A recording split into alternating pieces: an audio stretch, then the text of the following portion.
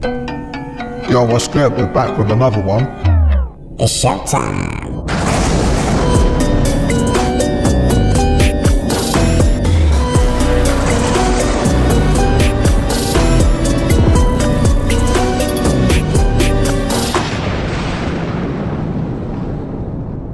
(1994), Oakville, small town in Washington. There's a sheriff sitting in his car. It's a nice, quiet night. He's patrolling. He stops, and it starts raining. Starts hearing like large drops, and he's like, "It doesn't seem like it's raining that hard." Turns on the windshield wipers, and instead of wiping away the water, it almost covers the windshield completely in just this gelatinous slush stuff, and it just makes it impossible to see outside. People wake up that day finding all of these little soft jelly things all over town, and this happened 6 times in 2 weeks. People had no idea what it was, so they called a bunch of scientists and stuff, and they collected samples. We took it to the university. They tested it. Guess what it was? Human tissue. What? They examined it, and it was literally a group of human white cells. What? And then, mysteriously, as the things start investigating, the samples go missing. Gone. They're completely just gone. And so now it's this lore. It's like this fake thing that never got resolved. They have no idea. It's a complete mystery. It's crazy. How could it have been human tissue? It had to be the CIA, bro. So the only reason I think I begin and end here, where my skin meets the air, is because I have a group of cells that has a holographic image of me inside there. Wipe that out, I don't have that perception of myself anymore. When I lost the left hemisphere, she died that day, but I didn't die, and my consciousness still existed, but in the present moment, right here, right now. So as you look at what's anatomically happening for skill sets, each of those 4 groups of cells, the 2 emotional and the 2 thinking groups of cells, result in very specific skill sets. And so I break those down as the 4 characters in our brain, which we all have because we all have the underlying anatomy.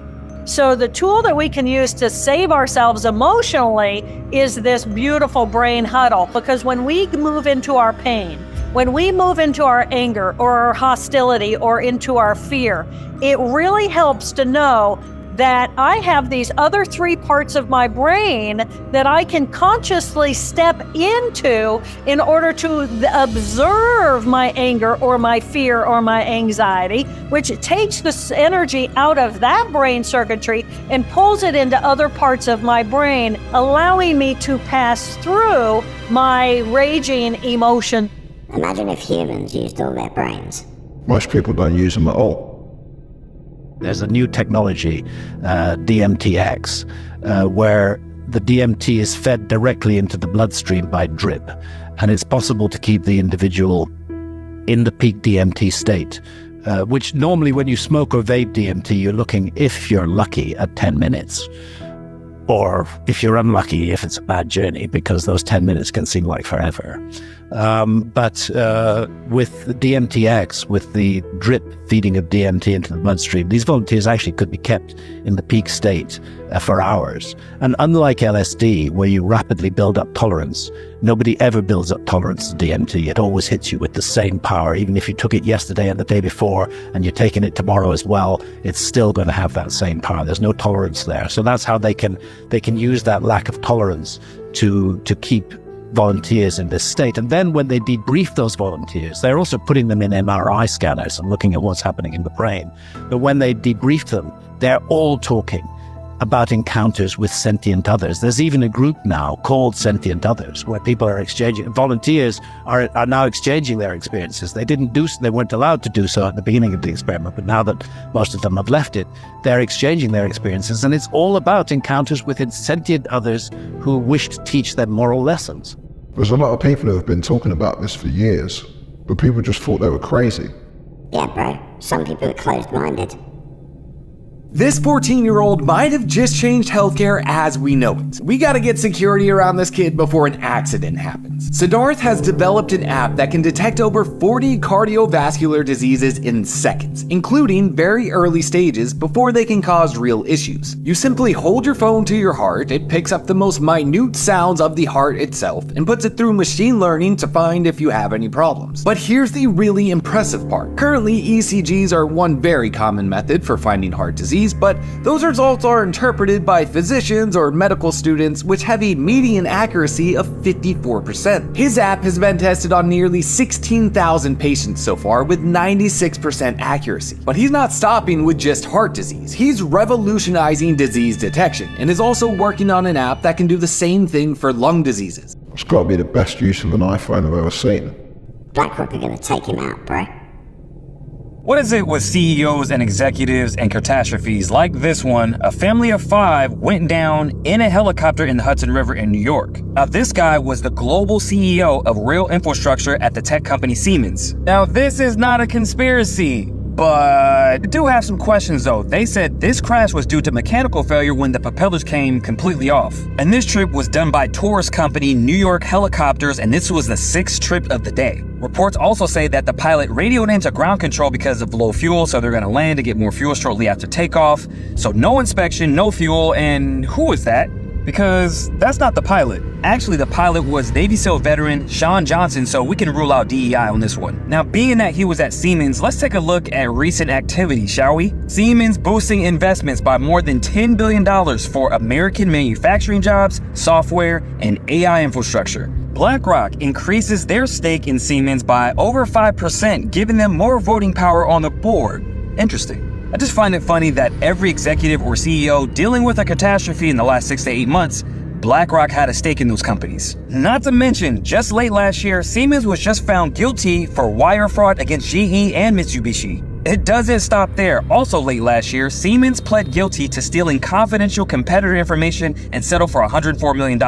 They even got sued back in 2020 and had to pony up $89 million to a city in Mississippi over water meter mismanagement. Seems to be a lot of corruption going on. So the question is, what else did he know, being that they have a long laundry list of crimes and maybe they didn't want something to get out? Now, his whole bloodline just got wiped out in this crash, so he has no successors. So what's in his will? How much stock does he have? Where does his money go now? Seems like we have more questions than answers now, but what do you guys think is happening? It's always BlackRock, bro. Remember, this is for entertainment purposes only. This right here is the most important post you will see today. This is literally life or death. It says, we're so close to longevity escape velocity that I urge you to remember that your only sole responsibility right now is to avoid dying from something stupid. So let's explain this. Longevity escape velocity is a concept where scientific advances extend human life faster than the speed of aging. And they're saying this is gonna happen within 10 to 20 years. So this post is saying avoid stupid, risky decisions with your life, because if you just hold on for 10 more years, the lifespan and the health advances that we will make will far outweigh aging even. I can't even describe to you how turned off I am from doing risky activities. I used to be climbing everything on roofs, jumping off cliffs, all this stuff. And that's not to say don't have fun, but dying from something stupid right now would be, the worst. It is the worst time to die right now because we're on the cusp of this longevity escape velocity. And now it makes more sense when you look at Brian Johnson, the guy who's trying to live forever, and his movement, Don't Die. It makes sense why that guy is so obsessed with don't die. Like, his movement is, please do not die. Do whatever you can to not die. Because on the other side of 5, 10, 15, 20 years, this whole landscape is gonna look different, right? It will all look different. If people live forever, the world will fill up. So at some point they'll have to decide who's gonna live or die. Anyone that don't comply, bro. I just watched the Ukrainian soldier try to outrun a drone. It went into his underground bunker. He got out and he ran around the bunker and it chased him around the bunker. You know what they do when they catch you. They detonate. The idea that we have these advanced fighters is idiotic. When you look at an F-35, I wouldn't want to fly one. Stealth my ass. I don't give a shit. Try to fly one into a war zone where there's 1,500 drones in the air. Now, we used to imagine that it would be big fighter airplanes that were unmanned and they were flown like a Reaper drone. That's really not necessary. I mean, if you can control an entire drone swarm, which is a thing now. Wait, that's terrifying. We're gonna be running from the machines, bro. And so the Roswell incident is in short, a UFO supposedly, allegedly crashed in the desert in the American Southwest, and the claim was that there were alien bodies that were discovered. There was an Army Air Force guy named Marcel who was the first person at the wreckage, and he kept a journal, and he was allegedly silenced by the government and prevented from talking about what it was that he saw. So that kind of thing it really fascinates me. So do you believe in aliens now after all of this research? I think they walk among us, and I think that some of you know. I think we're all familiar with some of them. I think they're right here with us. We just don't know who they are. I agree. Yeah, I agree. So we're trying to figure out which one of us is sitting up here is an alien, right? I know. I have to say, I have a friend. I have a friend named David Blaine. I'm convinced that David Blaine is not. David Blaine is a weirdo, but I don't think he's an alien. Bro, check out this Matrix Mandela effect. Gen X, we've got a brand new Mandela effect, and you are not gonna like this one. I wanna know how you remember it. For the sake of this video, I'm going to assume everybody has seen The Matrix. Keanu Reeves, Lawrence Fishburne, and Carrie-Anne Moss's Trinity. There's one scene in particular that we all know, we all talk about. Red pill, blue pill scene. And if you think you know where I'm going with this, you're going to be wrong. Here's the scene where Morpheus is about to explain to Neo what the Matrix is, before he gives him the choice of taking the red pill or the blue pill. You see he's holding a little pill box in his hand right there. But before we even get to this part, there's the first question that he asks Neo. This is where I need you to start commenting. The way I remember it, where he goes, "What if I told you everything you know is a lie?" Never said it. Literally not in the movie at all. He actually only jumps into a whole explanation of what the Matrix is. He never said that line. Matrix is one of my favorite movies. My brain doesn't know what to do with this now. What do you remember he tells Neo, or asks him, right before he gives him the choice of the red or the blue pill? This one we have to figure out. The fuck, he definitely said that. Must have been in the trailer or something. Nah, bro, we all know he said it in the film. It's legit. We screen record this. Screen record it, please, please, please. Get this thing glowing. I can't believe I'm holding it this still. My back is not... Wait, I gotta adjust my back. Oh my god, I would kill for a tripod. Screen record it. Everybody screen record this and share it tomorrow. If you tag me, that would be freaking cool. You don't have to, though. You don't have to tag me. But... Oh my god, it's got... It looks like it's got little fuzzy hairs on it. It looks crazy. This is live, guys. This is live. I just happened to put the lens on perfectly and I zoomed right in on it. That was actually lucky. Now I'm having problems getting it. Trying to keep it still.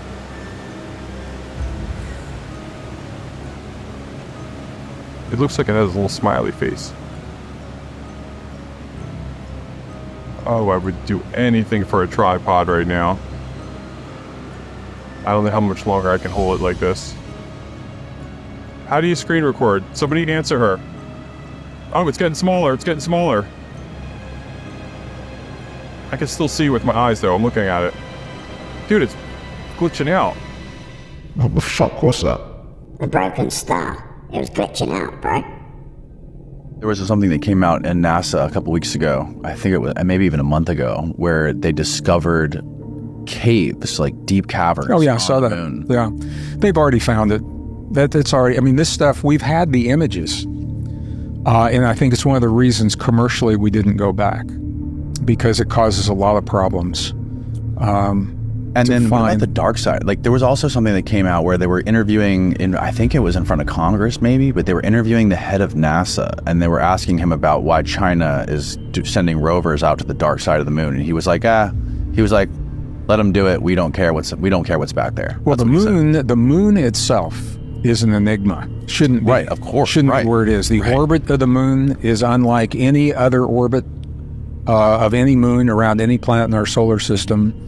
The multiples, the dimensions, the geometry of the moon, the number of moons between Earth and the sun, the number of moons between Earth and the moon, these are very precise. They're integer multiples. This doesn't happen in nature. All the other planets in our solar system, moons typically orbit around the equator. Ours is offset just enough to give us the gravity to stabilize our ocean tides. And there is geologic evidence to suggest there was a time where we had oceans and no moon, and the tides were huge. I mean, we're talking like 400-foot waves that were coming in and just decimating land.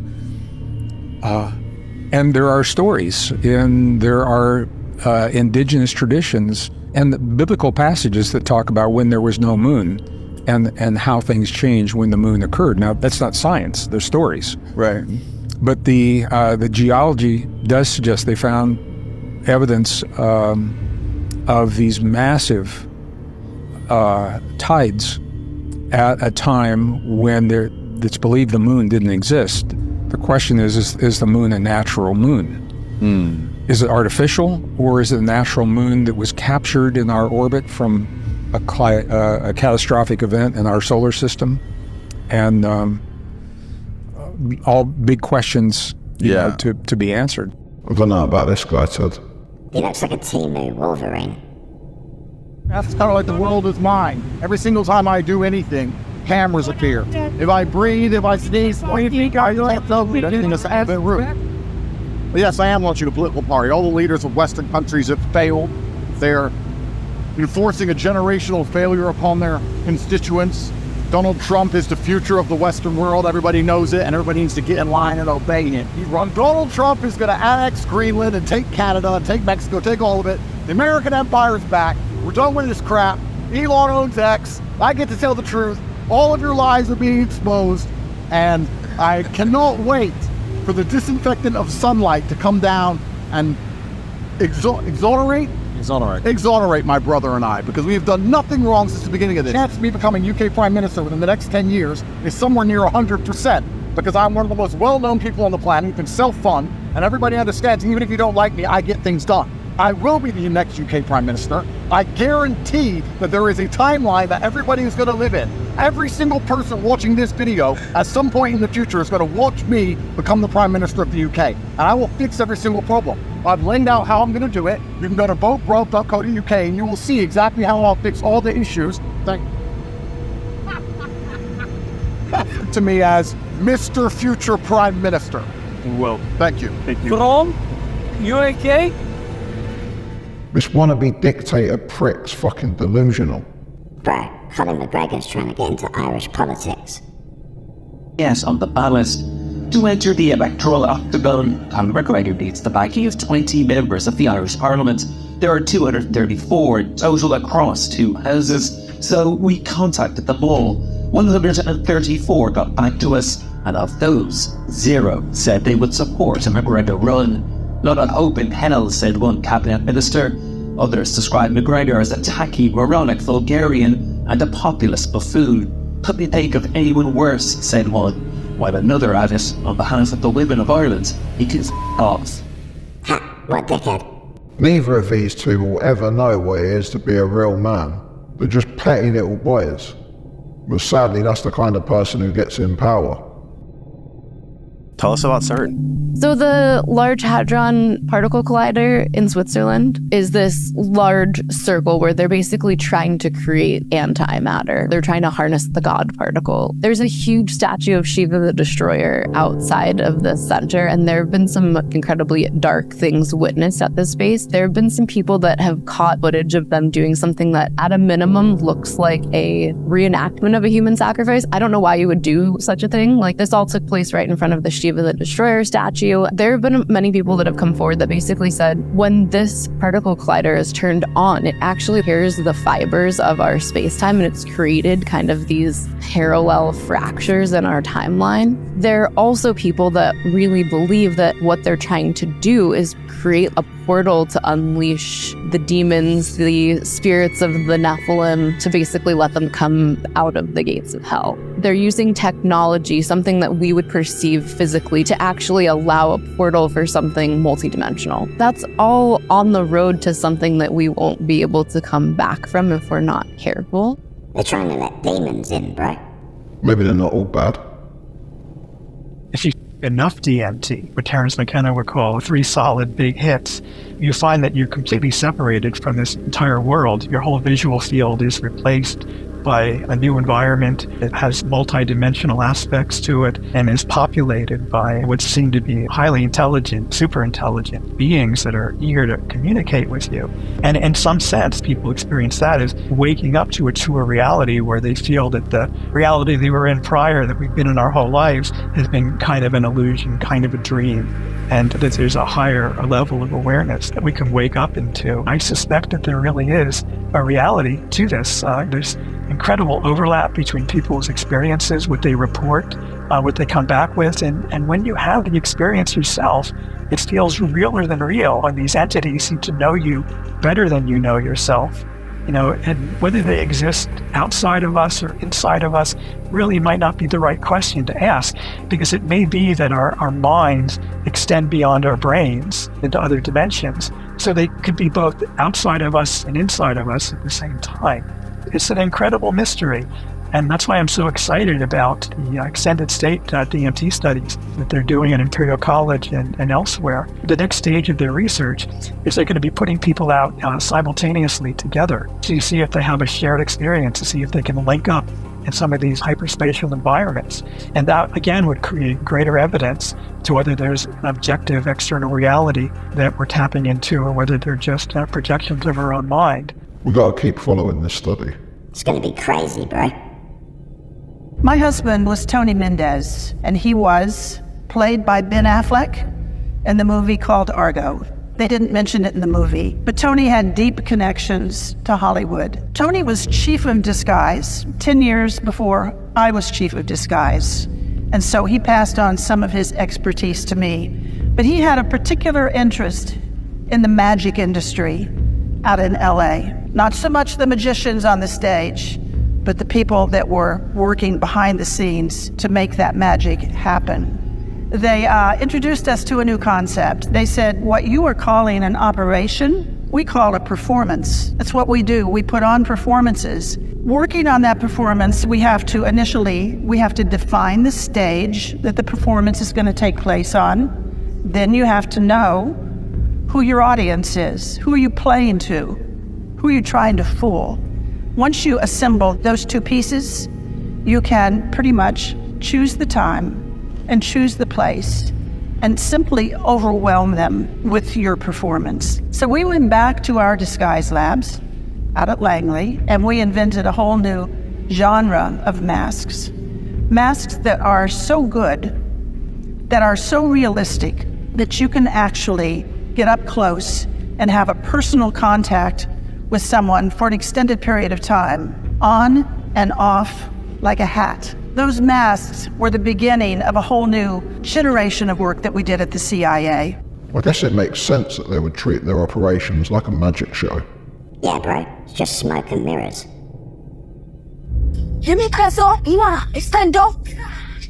The girl you just saw in that video was 20-year-old Maria Kowalchuk. And recently Maria went missing in Dubai for a week and was found days later on a roadside in Dubai with a broken spine and other broken limbs. So Maria is an OF model And a lot of people have spoken out after this, saying that they believe that Maria was invited to an elite party in Dubai. There have been lots of women that have shared their stories about these parties online, and they are incredibly disturbing stories, to say the least. The most disturbing of these parties are called porta potty parties. And essentially, women are flown into the country from all across the world. They are paid exorbitant amounts of money, and these very rich men, the elite members of society in the UAE, are allowed to on these women, in these women. Before she went missing, Maria told her mother that she had been staying with 2 men that were involved in the modeling business. But according to officials in Dubai, they claim that Maria stumbled into an empty construction site and somehow fell from a piece of construction equipment, which we all obviously know is not true. I'm going to go into these parties in more detail on another post, but this is so disturbing. And it goes to show time and time again that these people, these elite members of society, they can really buy or have anything in the world. If they want to have a porta potty party, they can pay for one and they can have one. And they're always above the law. I mean, activities like that would definitely be highly illegal in the UAE, and yet we hear stories of these things happening all the time. And these stories are literally straight out of horror movies like Hostel. That's horrendous. Yeah, bro, lots of horrible shit happens in Dubai. Quantum teleportation. And it is a concept that is very hard to understand. Give it to me. Basically, they're saying for quantum computers to continue to grow, they need to learn to speak to each other well. Okay. And they were able to, so scientists use special particles called ions to store information in quantum processors. Then they connected these processors using photons, particles of light, sent through optical cables. This allowed them to transfer or teleport instructions, quantum operations, instantly from one quantum processor to the other. But they said it wasn't it was like instant. So they said that it's like equivalent to if I had a notepad and you had a notepad, the note I was writing down, you were writing the same note at the exact same time. It's the entanglement. It's literally communicating with each other instantly. Yeah. There's no delay. It's like boom, boom. Have they figured out how or why entanglement exists other than it does? That's Will Smith. I don't know. Yeah. I'm no scientist. To me, I guess I don't understand it because that just sounds like, I'm on a Google Doc. Someone could be editing it exactly as the same time I'm doing it. We did it all the time. I obviously don't understand it. You guys are rude, man. We're asking questions. I'm trying to figure it out. I'm trying to I don't understand. You've done it already, though. I thought they were putting somebody in a chamber. No, it's teleporting information. We do that now. No, it's not the same. Okay, scientists recently found a way to connect 2 separate quantum computers so they act like one bigger, more powerful computer. Normally, quantum computers, which are extremely fast, can solve problems that ordinary computers can't, are challenging to scale up or link together. Using something called quantum teleportation, researchers at the University of Oxford managed to connect 2 different quantum processors. Think of quantum teleportation as instantly sharing information between 2 distant points without physically sending it through the space in between. Oh, man. Similarly, similar to instantly copying instructions from one notebook to the other without physically passing the pages. What does that mean? Teleportation. That's what it means. So it's not even going through space. It's just there. Yeah, that's such a hard idea to comprehend. Like, how do we do that? And then what's the next step? Like, are they going to actually try to do physical matter? My question is because they're using entanglement, like you have 2 different atomic structures, I guess, but when you affect one, it immediately and instantly affects the other. That's how the transfer is happening. You make that effect. But I still haven't heard anyone explain why or how different particles or atomic structures are entangled. Yeah, that's where I'm confused. You are asking the right people. We can explain this real quick. You want to take it? Yeah, I mean, it's really just making sure that those two, those methods are, conjoined at the same time, making sure they're all in sync, whether, you're Definitely looking at it from like a caliber aspect of it through like cosmic waves. Like harmonious. Well, I mean, even the physical properties of a photon, if you break down that from a mathematical standpoint, Well, yeah, we can talk about that all day. I mean, The physicality of lights. but exactly. The interaction with the electrons. Yeah, and the capabilities. Don't get me of all- started. Yeah, I mean, that's And the just, cloud. Electron cloud. no. There's a lot we don't know about physics, bro. So we'll have to save that for next time. A big thanks to all our new members. Our new merch drops tonight. You ain't ready, bro. Then we got the 420 merch drop. And the 420 special, bro. And as always, thanks for watching. Remember to like, comment and subscribe. And we'll see you in the next one.